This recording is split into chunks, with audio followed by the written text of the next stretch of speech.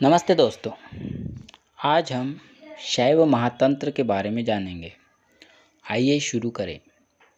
शैव महातंत्र के शैवागम, शैव दर्शन तथा पाशुपत दर्शन आदि अनेक नाम हैं। शैवागम के अनुसार 3 पदार्थ पशु, पाश तथा पशुपति और 4 पाद या साधन विद्या, क्रिया, योग तथा चर्या है। गुरु से नियम पूर्वक मंत्रोपदेश लेने को दीक्षा कहते हैं। यह दीक्षा मंत्र, मंत्रेश्वर और विद्येश्वर आदि पशुओं के ज्ञान के बिना नहीं हो सकती। इसी ज्ञान से पशु, पाश तथा पशुपति का ठीक ठीक निर्णय होता है। अतः परम पुरुषार्थ की हेतुभूता दीक्षा में उपकारक उक्त ज्ञान का प्रतिपादन करने वाले प्रथम पाद का नाम विद्या है। भिन्न भिन्न अधिकारियों के अनुसार भिन्न भिन्न प्रकार की दीक्षा होती है। अतः अनेक प्रकार की सांगोपांग दीक्षाओं के विधि विधान का परिचय कराने वाले द्वितीय पाद को क्रियापाद कहा गया है। परंतु यम, नियम, आसन आदि अष्टांग योग के बिना अभीष्ट प्राप्ति नहीं हो सकती। अतः क्रियापाद के पश्चात योग नामक तीसरे पाद की आवश्यकता समझकर उसका प्रतिपादन किया गया है।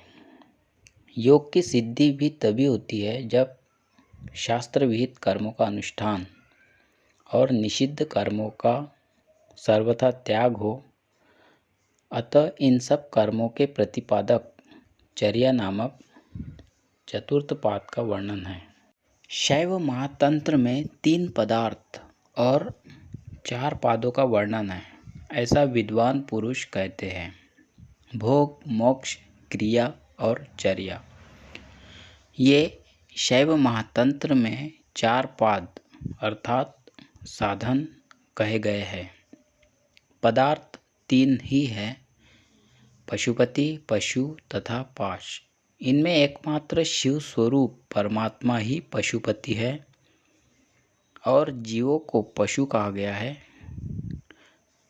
जब तक स्वरूप के अज्ञान को सूचित करने वाले मोह आदि से संबंध बना रहता है, तब तक इन सब जीवों की पशु संज्ञा मानी गई है। उनका पशुत्व द्वैत भाव से युक्त है। इन पशुओं के जो पाश अर्थात बंधन है वे 5 प्रकार के माने गए हैं। उनमें से प्रत्येक का लक्षण बताया जाएगा। पशु के 3 भेद है, विज्ञानाकल, प्रलयाकल और सकल। इनमें प्रथम अर्थात विज्ञानाकल पशु मल संयुक्त मलरूप पाश से आबद्ध होता है। दूसरा प्रलयाकल पशु मल और कर्म इन 2 पाशों से संयुक्त अर्थात बद्ध होता है। तीसरा अर्थात सकल पशु मल, माया तथा कर्म इन 3 पाशों से बंधा हुआ कहा गया है। उक्त त्रिविध पशुओं में जो पहला विज्ञानाकल है उसको 2 भेद होते हैं, समाप्त कलुष और असमाप्त कलुष। दूसरे प्रलयाकल पशु के भी 2 भेद कहे गए हैं, पक्वमल और अपक्वमल अर्थात पक्व पाशद्वय और अपक्व पाशद्वय। विज्ञानाकल और प्रलयाकल ये दोनों जीव अर्थात पशु शुद्ध मार्ग पर स्थित होते हैं और सकल जीव कला आदि तत्वों के अधीन होकर विभिन्न लोकों में कर्मानुसार प्राप्त हुए तिर्यक मनुष्यादि शरीरों में भ्रमण करता है। पाश 5 प्रकार के बताए गए हैं, मलज, कर्मज, मायेय अर्थात मायाजन्य, तिरोधान, शक्तिज और विंदुज। जैसे भूसी, चावल को ढके रहती है, उसी प्रकार एक भी मल पुरुष की अनेक शक्ति, दृक् शक्ति अर्थात ज्ञान और क्रिया शक्ति का आच्छादन कर लेता है और यही जीवात्माओं के लिए देहांतर की प्राप्ति में कारण होता है। धर्म और अधर्म का नाम है कर्म, जो विचित्र फल भोग प्रदान करने वाला है। यह कर्म प्रवाह रूप से नित्य है। बीजांकुर न्याय से इसकी स्थिति अनादि मानी गई है। इस प्रकार ये प्रथम दो पाश बताए गए, अर्थात मलज और कर्मज। अब मायेय आदि पाशों का वर्णन सुनो। विंदुज पाश अपरामुक्ति स्वरूप है और शिव स्वरूप की प्राप्ति कराने वाला है। उसका स्वरूप यह है, सत, चित्त और आनंद, जिनका स्वरूपभूत वैभव है।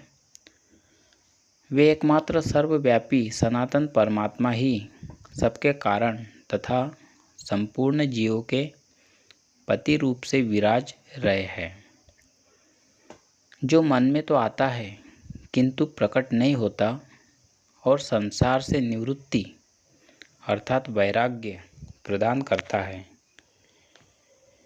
तथा दृक् शक्ति और क्रिया शक्ति के रूप में जो स्वयं ही विद्यमान है, वह उत्कृष्ट शैव तेज है। इसके सिवा जिस शक्ति से समर्थ होकर जीव परमात्मा के समीप दिव्य भोग से संपन्न होता और पशु समुदाय की कोटि से सदा के लिए मुक्त हो जाता है, परमात्मा की उस एकांत स्वरूपा आद्य शक्ति को चिद्रूपा कहते हैं।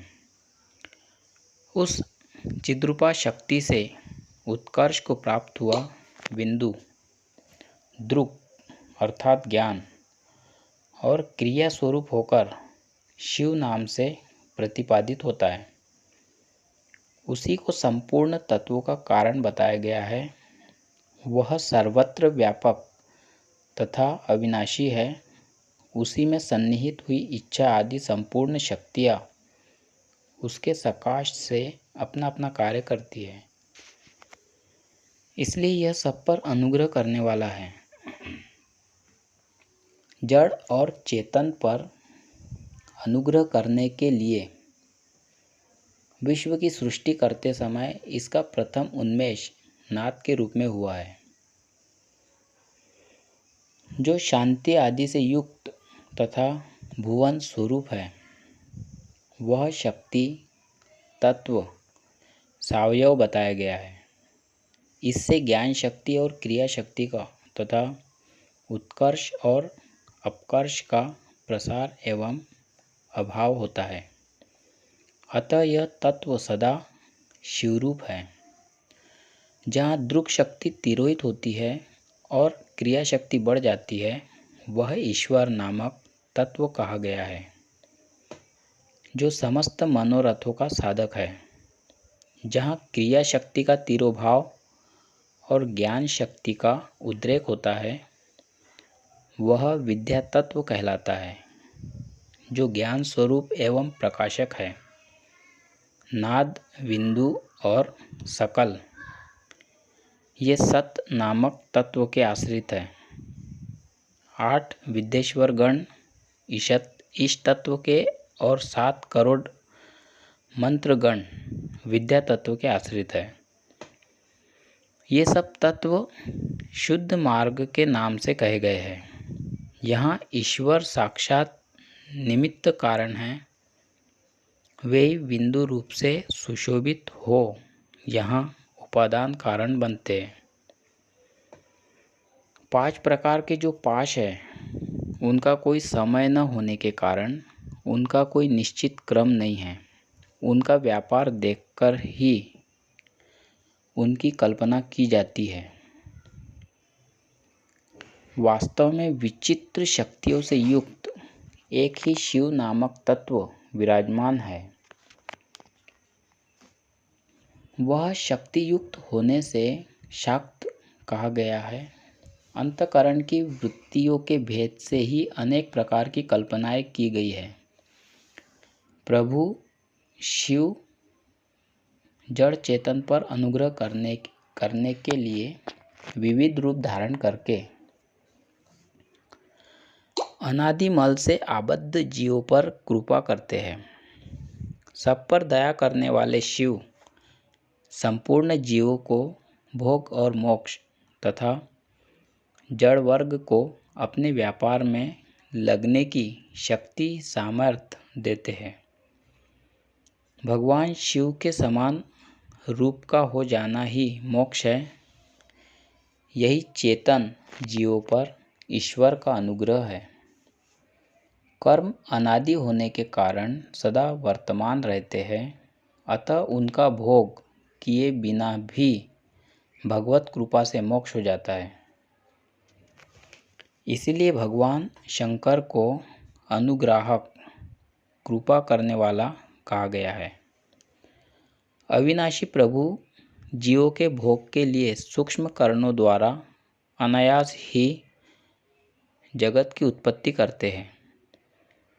कोई भी कर्ता किसी भी कार्य में उपादान और करणों के बिना नहीं देखा जाता। अब माया पाश का प्रसंग है। यहाँ शक्तियाँ ही कारण है। माया को उपादान माना गया है। वह नित्य एक और कल्याणमयी है। उसका न आदि है न अंत। वह माया अपनी शक्ति द्वारा मनुष्यों और लोकों की उत्पत्ति का सामान्य कारण है। माया अपने कर्मों द्वारा स्वभावतः मोहजनक होती है। उससे भिन्न परा माया है जो सूक्ष्म एवं व्यापक है। इन विकारयुक्त कार्यों से वह सर्वथा परे मानी गई है। विद्या के स्वामी भगवान शिव जीव के कर्मों को देखकर अपनी शक्तियों से माया को क्षोभ में डालते और जीवों के भोग के लिए माया के द्वारा ही शरीर एवं इंद्रियों की सृष्टि करते हैं। अनेक शक्तियों से संपन्न माया पहले काल तत्व की सृष्टि करती है। भूत, भविष्य और वर्तमान जगत का संकलन तथा लय करती है। तदनंतर माया नियमन शक्ति स्वरूपा नियति की सृष्टि करती है। यह सबको नियम में रखती है, इसलिए नियति कही गई है। तत्पश्चात संपूर्ण विश्व को मोह में डालने वाली आदि अंत रहित नित्य माया कला तत्व को जन्म देती है, क्योंकि एक ओर से मनुष्यों के मल की कलना करके वह उनमें कर्तृत्व शक्ति प्रकट करती है। इसीलिए इसका नाम कला है। यह कला ही काल और नियति के सहयोग से पृथ्वी पर्यंत अपना सारा व्यापार करती है। वही पुरुष को विषयों का दर्शन अनुभव कराने के लिए प्रकाश स्वरूप विद्या नामक तत्व उत्पन्न करती है। विद्या अपने कर्म से ज्ञान शक्ति के आवरण का भेदन करके जीवात्माओं को विषयों का दर्शन कराती है। इसलिए वह कारण मानी गई है, क्योंकि वह विद्या भोग्य उत्पन्न करती है, जिससे पुरुष उद्बुद्ध शक्ति होकर परम करण के द्वारा महत तत्व आदि को प्रेरित करके भोग्य भोग और भोक्ता की उद्भावना करता है। अतः वह विद्या परम करण है। भोक्ता पुरुष को भोग्य वस्तु की प्रतीति कराने से विद्या को करण कहा गया है।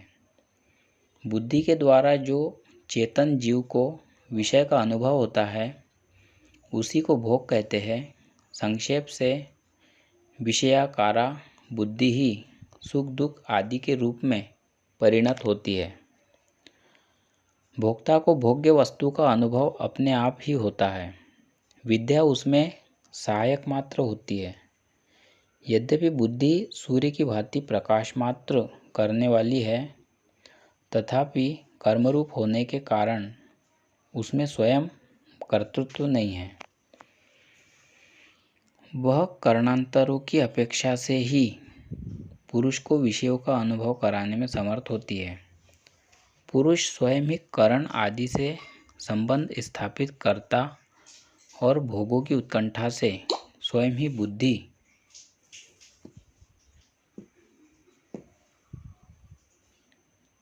आदि को प्रेरित करता है। साथ ही उन बुद्धि आदि की शुभाशुभ चेष्टाओं से प्राप्त होने वाले फल का उसी को भोग करना पड़ता है। इसलिए पुरुष का कर्तृत्व सिद्ध होता है। यदि उसमें कर्तृत्व न स्वीकार किया जाए तो उसके भोक्तृत्व का कथन भी व्यर्थ होता है। इसके सिवा प्रधान पुरुष के द्वारा आचरित सब कर्म निष्फल हो जाता है। यदि पुरुष करण आदि का प्रेरक न हो और उसमें कर्तृत्व का अभाव हो तो उसके द्वारा भोग भी असंभव ही है। इसलिए पुरुष ही यहाँ प्रवर्तक है। उसका करण आदि का प्रेरक होना विद्या के द्वारा ही संभव माना गया है।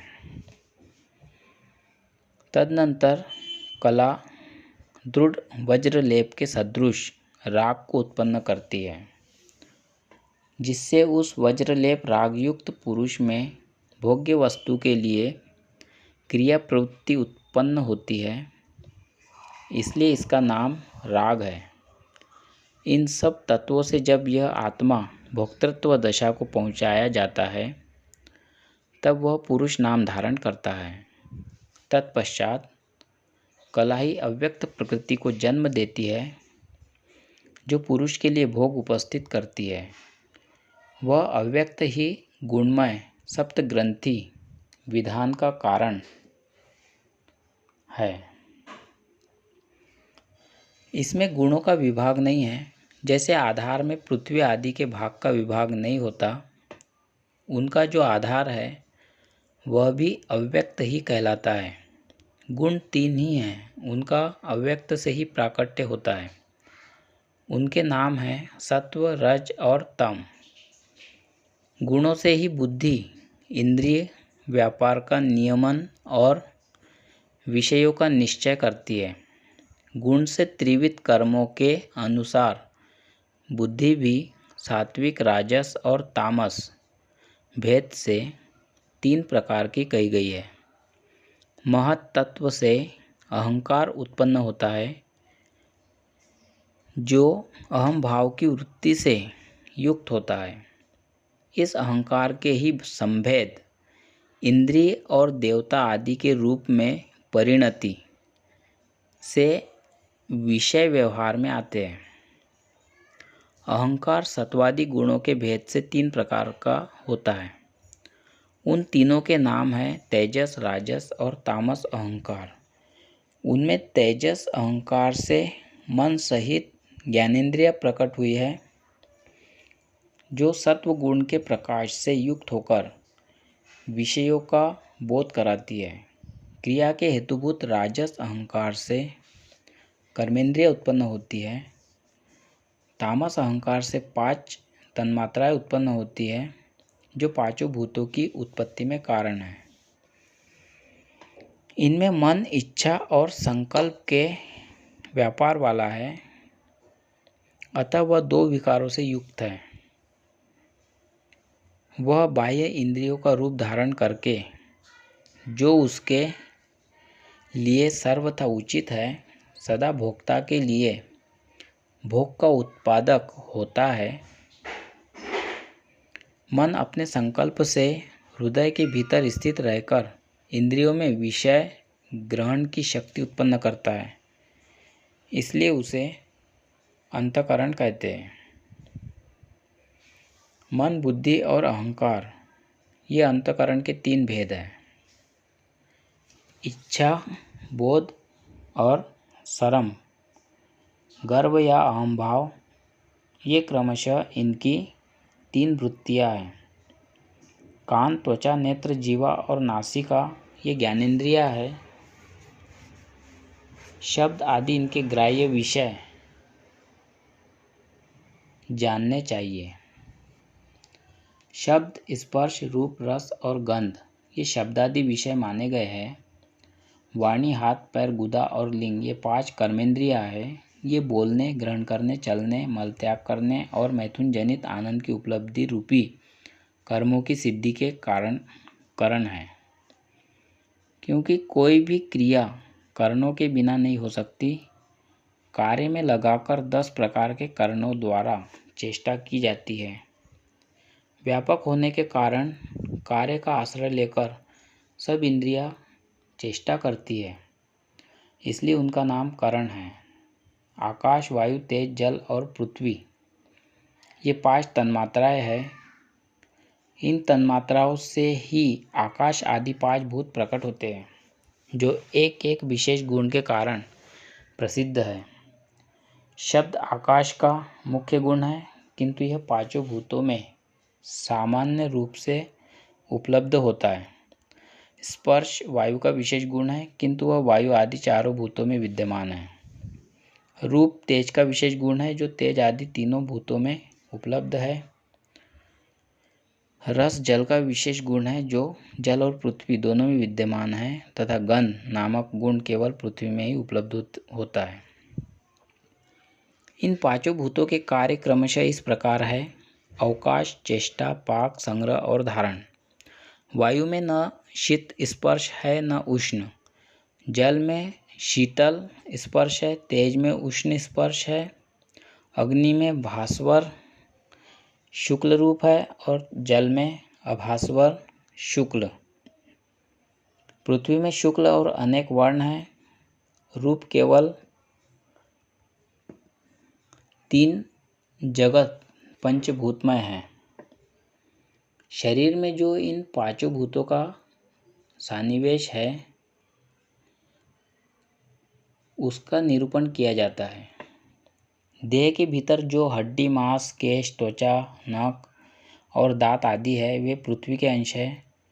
मूत्र, रक्त, कफ, स्वेद और शुक्र आदि में जल की स्थिति है। हृदय में, नेत्रों में और पित्त में तेज की स्थिति है, क्योंकि वहाँ उसके उष्णत्व और प्रकाश आदि धर्मों का दर्शन होता है। शरीर में प्राण आदि वृत्तियों के भेद से वायु की स्थिति मानी गई है। संपूर्ण नाड़ियों तथा गर्भाशय में आकाश तत्व व्याप्त है। कला से लेकर पृथ्वी पर्यंत यह तत्व समुदाय संपूर्ण ब्रह्मांड का साधन है। प्रत्येक शरीर में भी यह नियत है। भोग भेद से इसका निश्चय किया जाता है। इस प्रकार प्रत्येक पुरुष में नियति, कला आदि तत्व कर्मवश प्राप्त हुए संपूर्ण शरीरों में विचरते हैं। यह माये पाश कहलाता है, जिससे यह संपूर्ण जगत आवृत है। पृथ्वी से लेकर कला पर्यंत संपूर्ण तत्व समुदाय अशुद्ध मार्ग माना गया है। अब निरोध शक्तिज पाश का वर्णन है। भूमंडल में वह स्थावर जंगम रूप से विद्यमान है। पर्वत और वृक्ष आदि को स्थावर कहते हैं। जंगम के 3 भेद हैं: स्वेदज, अंडज और जरायुज। चराचर भूतों में 84 लाख योनियां हैं। उन सब में भ्रमण करता हुआ जीव कभी कर्मवश मनुष्य शरीर प्राप्त कर लेता है, जो सबसे उत्तम और संपूर्ण पुरुषार्थों का साधक है। उसमें भी भारतवर्ष में द्विजों के कुल में तो महान पुण्य से ही जन्म होता है। ऐसा जन्म अत्यंत दुर्लभ है। जन्म इस प्रकार होता है: पहले स्त्री पुरुष का संयोग होता है, फिर रज वीर्य के योग से एक बिंदु गर्भाशय में प्रवेश करता है। यह बिंदु द्वयात्मक होता है। इसमें स्त्री और पुरुष दोनों के रज वीर्य का सम्मिश्रण होता है। उस समय रज की अधिकता होने पर कन्या का जन्म होता है और वीर्य की मात्रा अधिक होने पर पुत्र की उत्पत्ति होती है। उसमें मल, कर्म आदि पाश से बंधा हुआ कोई आत्मा जीव भाव को प्राप्त होता है। वह मल, माया और कर्म त्रिविध पाश से युक्त होने के कारण सकल कहा गया है। गर्भ में माता के खाए हुए अन्न पान आदि से पोषित होकर उसका शरीर पक्ष, मास आदि काल से बढ़ता रहता है। उसका शरीर जरायु से ढका होता है और अनेक प्रकार के दुख आदि से उसे पीड़ा पहुंचती रहती है। इस प्रकार गर्भ में स्थित जीव अपने पूर्व जन्म के शुभाशुभ कर्मों का स्मरण करके बार बार दुखमग्न एवं पीड़ित होता रहता है। फिर समयानुसार वह बालक स्वयं पीड़ित होकर माता को भी पीड़ा देता हुआ नीचे मुंह किए योनि यंत्र से बाहर निकलता है। बाहर आकर वह क्षण भर निश्चेष्ट रहता है, फिर रोना चाहता है। तदनंतर क्रमशः प्रतिदिन बढ़ता हुआ बाल, पौगंड आदि अवस्थाओं को पार करता हुआ युवा अवस्था में जा पहुंचता है। इस लोक में देहधारियों के शरीर का इसी क्रम से प्रादुर्भाव होता है। जो संपूर्ण लोकों का उपकार करने वाले दुर्लभ मानव जीवन को पाकर अपने आत्मा का उद्धार नहीं करता, उससे बढ़कर पापी यहाँ कौन है। आहार, निद्रा, भय और मैथुन यह संपूर्ण पशु आदि जीवों के लिए सामान्य कहा गया है। जो मूर्ख इन्हीं 4 बातों में फंसा हुआ है वह आत्महत्यारा है। अपने बंधन का उच्छेद करना यह मनुष्यों का विशेष धर्म है।